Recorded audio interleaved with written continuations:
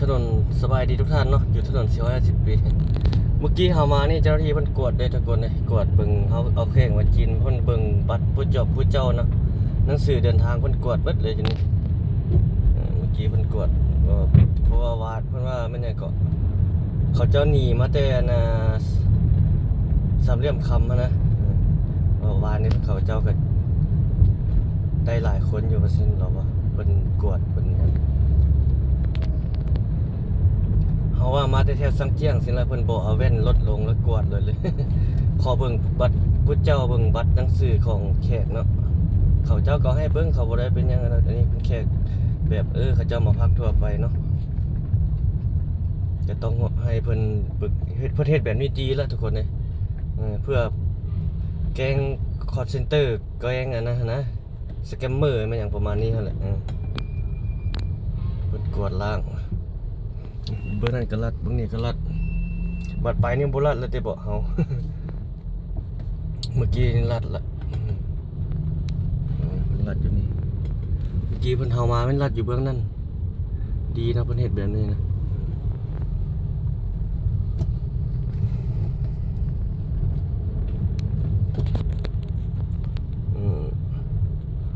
กดหนังสือกดหยัง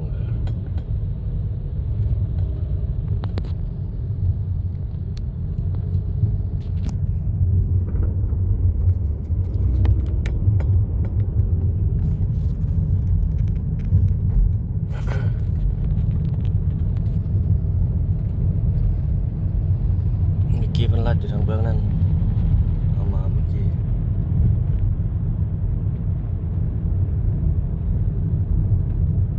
ข้างหน้าเฮานี่เพิ่นเต็มแล้วหลายแล้วเด้นี่เส้นทางเมื่อกี้เพิ่นหาผู้มาเพิ่นกำลังเต็มอยู่ทางนั้นเพิ่นส้นบน3-4แยกเพิ่นมาเพิ่นเต็มเส้นจราจรเต็มอันนี้เนาะอันนี้ทักทายทุกท่านในวันที่29ทุกคน29 เดือน 11 2025อีกมื้อก็หมดเดือนแล้วเนาะ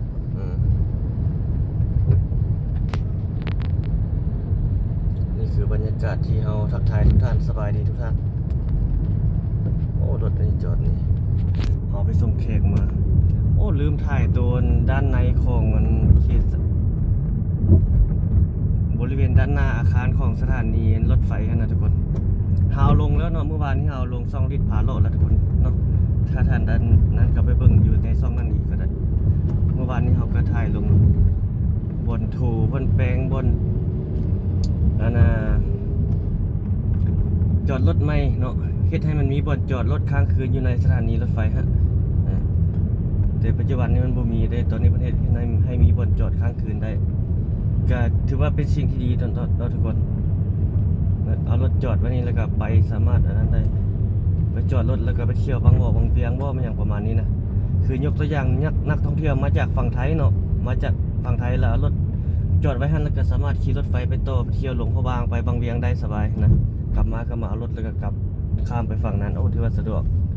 ต่อไปนี่คนไทยเข้ามาไปเที่ยวแบบนั้นคักทุกคนเพราะมันใกล้แบบนี่เพิ่นกำลังแต้มอยู่มันสะดวกมีบนจอดรถอยู่หั่นเลยสถานีพร้อมเลยเนาะ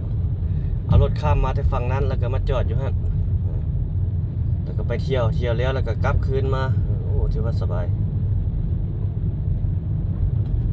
พลเมืองไทยเพิ่นแห่งหลายเนาะทุกคนเนาะ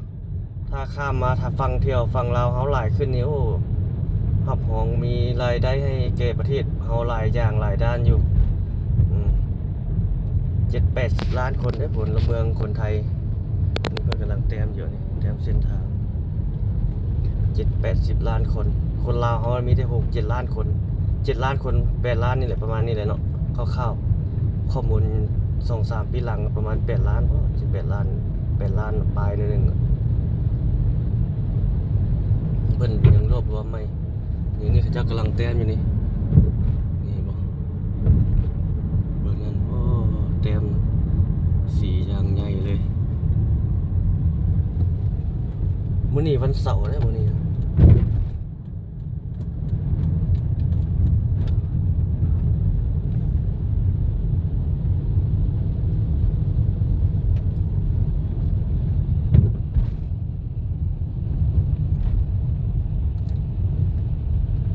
ติดบ่นี้นะบ่ติดบ่ เออจำปาสัก600ปลายกิโลเวียงจันทน์เกมอีก3 ปีเวียง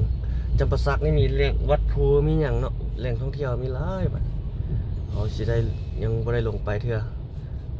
เป้าหมายก็สิลงไปเที่ยวนั่นแหละตอนนี้ยังทอนเงินก่อน มันเขาจะเอากำลังทำไมทางอันนี้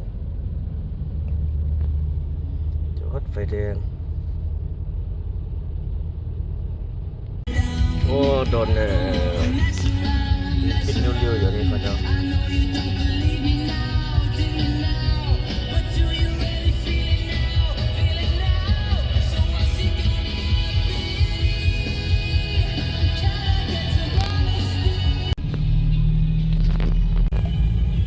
ไปแบบนี้ ครับมาแล้วครับท่านผู้ฟังครับมาต่อกันเลยครับเรื่องของโทษของการดื่ม น้ำก้นรถอยู่ ร่างกายครับก็มีรายงานเช่นเดียวกัน บางวิวเลยน้ำก้นรถใหญ่ สารสำคัญก็คือเจ้าแทนนินนะครับซึ่งจะไปตกตะกอนโปรตีนและก็แร่ธาตุต่างๆครับจากอาหารที่รับประทานเองทำให้ลดการดูดซึมของสารอาหารที่มีคุณค่าต่อร่างกายครับดังนั้นจึงมักจะมีคำแนะนำ บุตรติดมื้อนี้เพราะว่าเป็นวันนั้นเนาะเป็นวันเสาร์ทุกคนเลย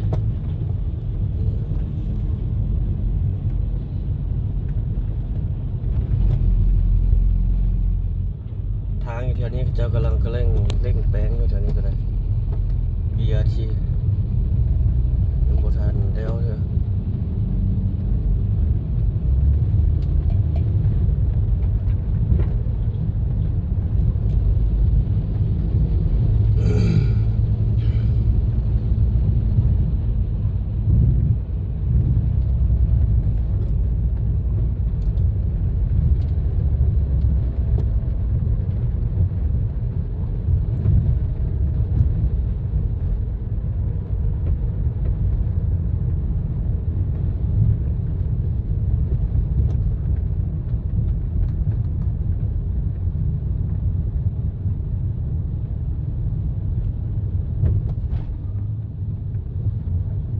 โอ้แถวนี้รถคือหลายแฮะ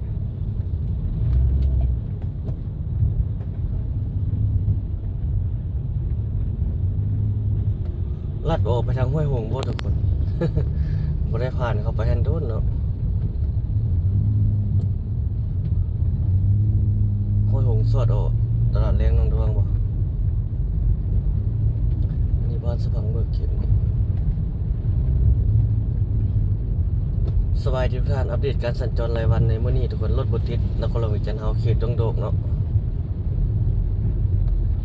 ดงโดกเขตดงโดกดงใจ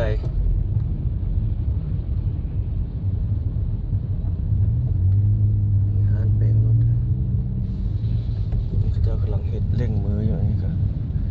ปิยาที่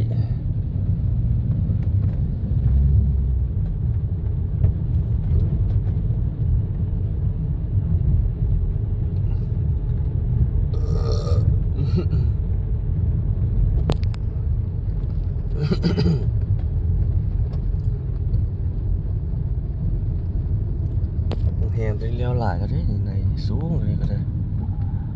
กำลังเฮ็ดอยู่อันนี้ตึกอาคารสูง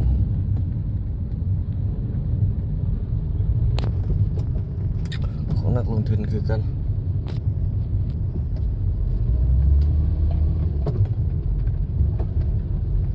ทางหน้านี่ BRT นี่ก็ได้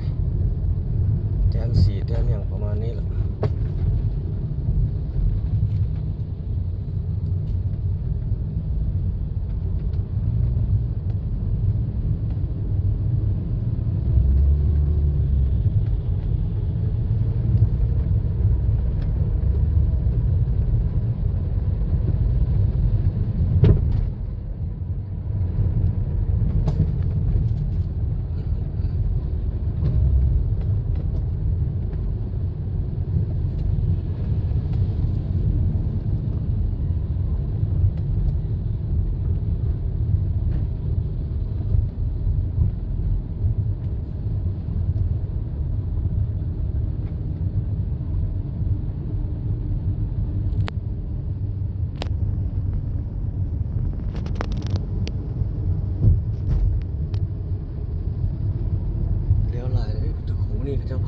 ปิดจะไฟแรงสี่กึ๊บคงบริเขียว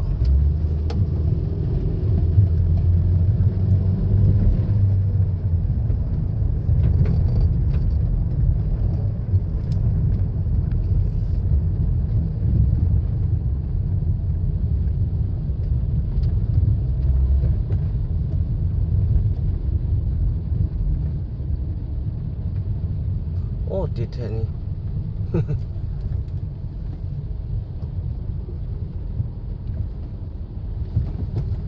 โอ้โหโอ้โห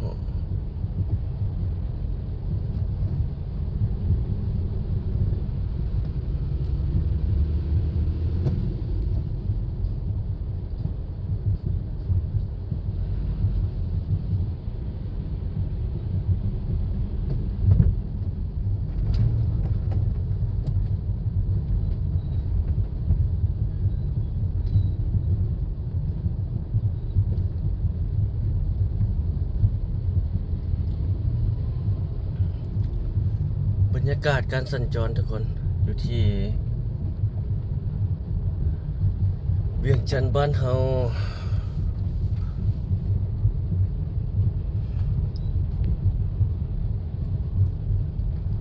เขตเมืองไซธานีเฮาอยู่นี่นะ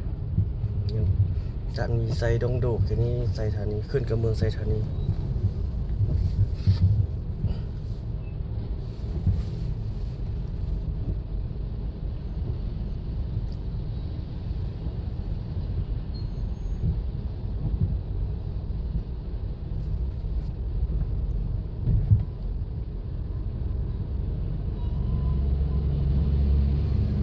มื้อนี้รู้สึกว่ารถบ่ติดหลายเนาะ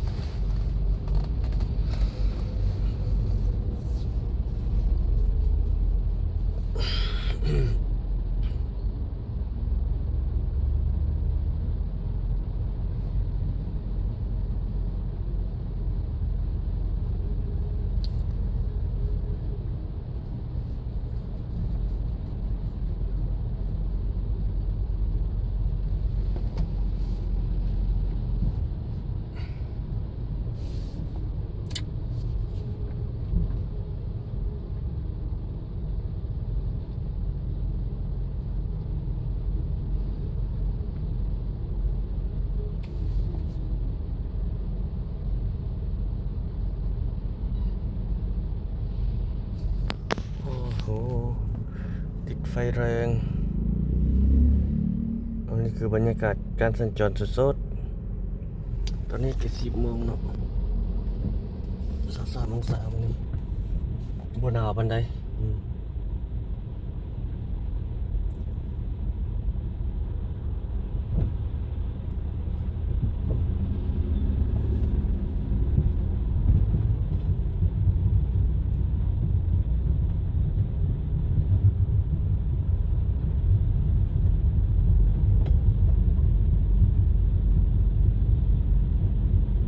ติดไฟแดงอีกแล้ว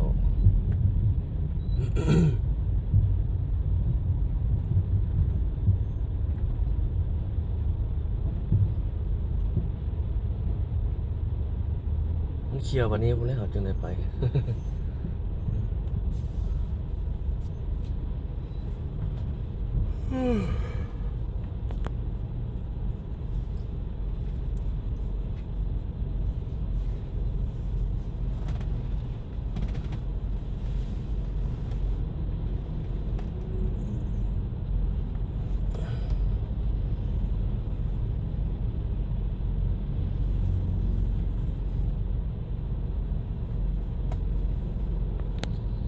เขียวแล้วป้อย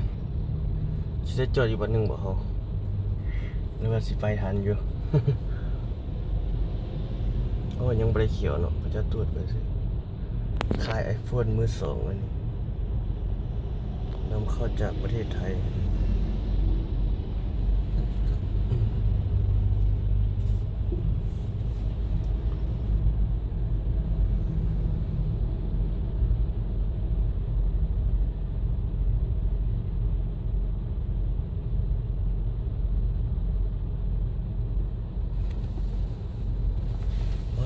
ไป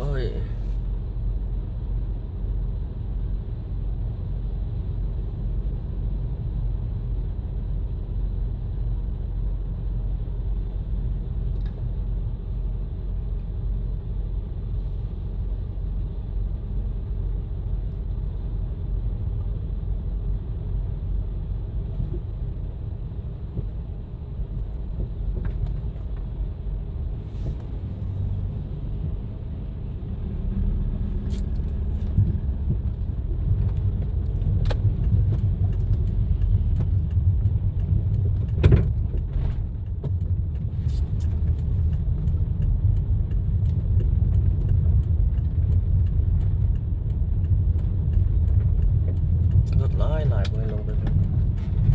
ตอนนี้รถมันจุกหลายบ่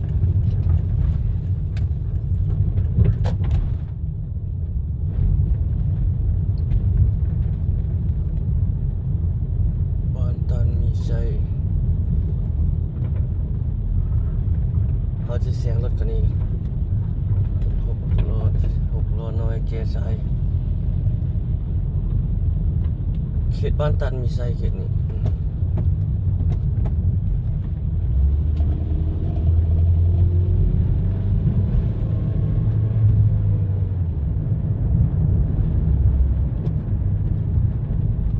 รถก็บ่เที่ยวหลายปานใดเนาะ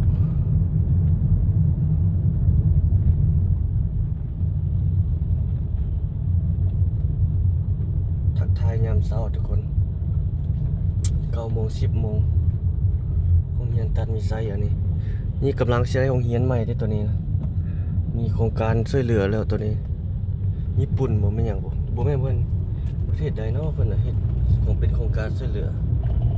บ่ชื่อแล้วประเทศตั้งโครงการก่อนจึงจะมาอัปเดตให้มันละเอียดเนาะอันนี้เขาคร่าวๆไว้ประมาณนั้น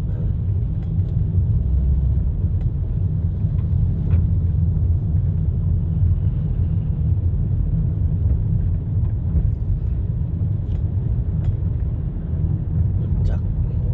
เรียนสับลาบเลย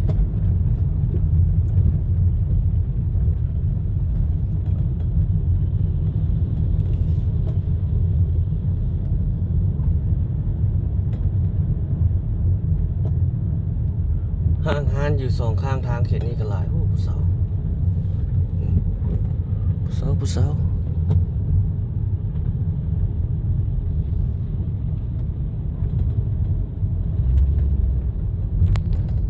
การสัญจรอยู่ที่เขตบ้านตัดมีไซเสื่อมไซห้วยหง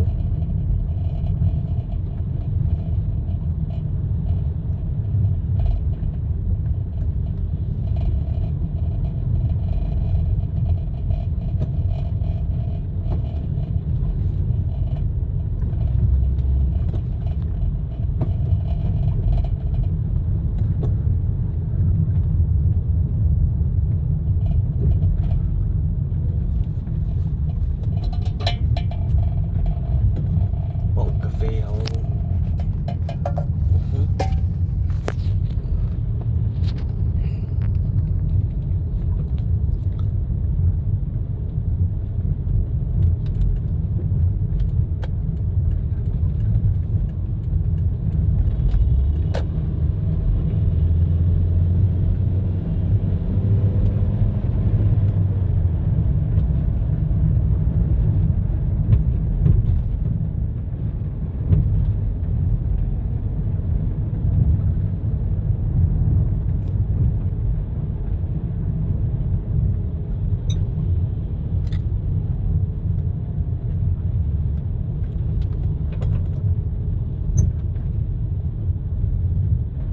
ต้นไม้ปลูกใหม่แล้วงามแล้วก็จะตัดปลูกใหม่ให้มันปลูกใหม่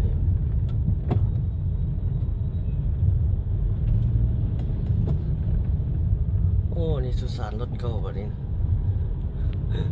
จอดเต็มร้านซ่อมแปลงเขาจะเอามาจอดในรถเก่านี่ยังบ่แล้วเนาะกำลังสร้างอยู่ว่าจะเป็นอย่างนี้บ้านเงินใหญ่ก็มีหลายเด้ออยู่เขตนี้ตานมีไซมานี่พนักงานขับรถบุษภาพโทรแจ้งองค์กัญญาสินห้องหมอไม่ได้ถึงขนมมันต้อง รถจักรมือสองมือหนึ่งวะนี่มือหนึ่งเรียบร้อยเนาะฝากเงิน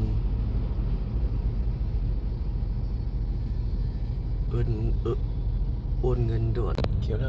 ไปสิได้จอดอยู่วันหนึ่งบ่เฮานึกว่าสิไปทันอยู่ โอ้ยังบ่ได้เขียวเนาะเขาจะตรวจไปสิขาย iPhone มือสองอันนี้นำเข้าจากประเทศไทย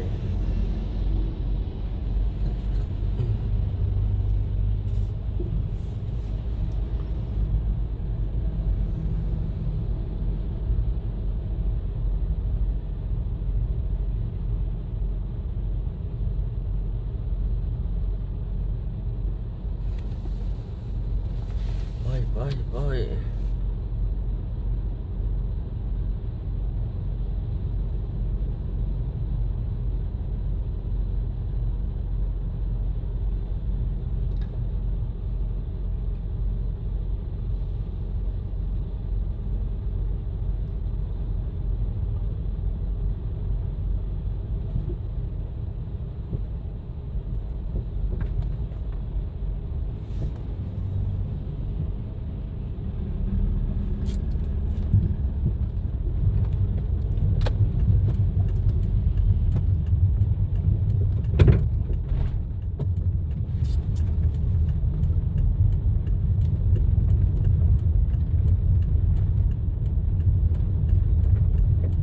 รถหลายบ่ให้ลงไปเพิ่น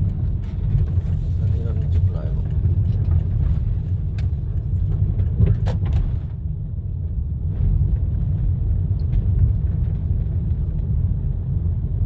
บ้านตันมีชัยเขาสิเสียงรถคันนี้6 ล้อน้อยแก่สายเขตบ้านตันมีชัยเขตนี้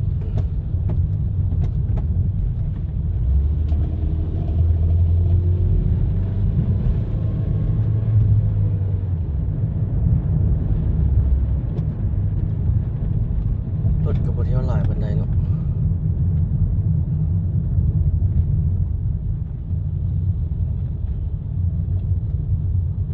ทักทายยามเช้าทุกคน9 โมง 10 โมงโรงเรียนตัดมีไซอันนี้นี่กำลังใช้โรงเรียนใหม่ได้ตัวนี้นะมีโครงการช่วยเหลือแล้วตัวนี้ญี่ปุ่นบ่แม่นหยังบ่แม่นเพิ่นประเทศใดเนาะเพิ่นน่ะเฮ็ดคงเป็นโครงการช่วยเหลือบ่ชื่อแล้วบะประเทศตั้งโครงการก่อนจึงจะมาอัปเดตให้มันละเอียดเนาะอันนี้เขาคร่าวๆไว้ประมาณนั้น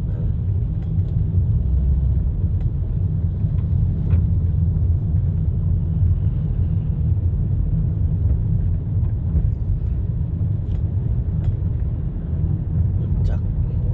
เรียนสับลาบเลย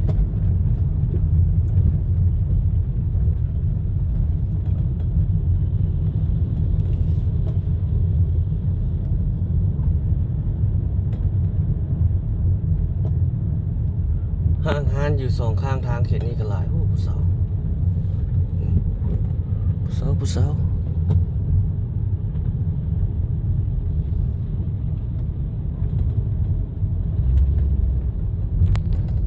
การสัญจรอยู่ที่เขตบ้านตัดมีไซเสื่อมไซห้วยหงส์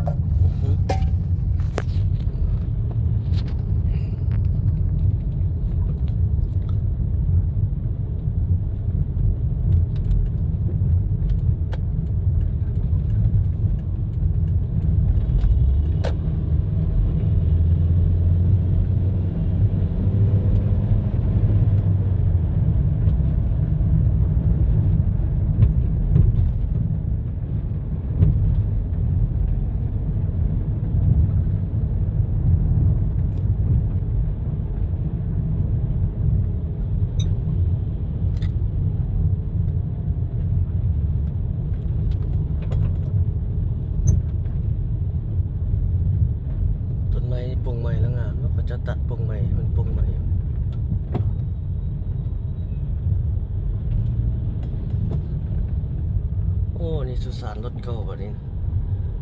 นะจอดเต็มร้านซ่อมแปลงเขาจะเอามาจอดในรถเก่านี่ยังเรื่องยังบ่แล้วเนาะกำลังสร้างอยู่ว่าจะเป็นหยังอันนี้บ้านเฮือนใหญ่ก็มีหลายเด้ออยู่เขตนี้ตานมีไซมานี่พนักงานขับพนักงานขับรถบุษภาพโทรแจ้งองค์กัญญศิลป์ห้องหมอไม่ได้ที่ขนมมันต้องรถจักรมือสองมือหนึ่งวะนี่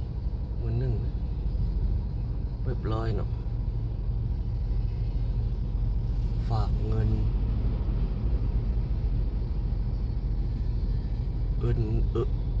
โอนเงินด่วน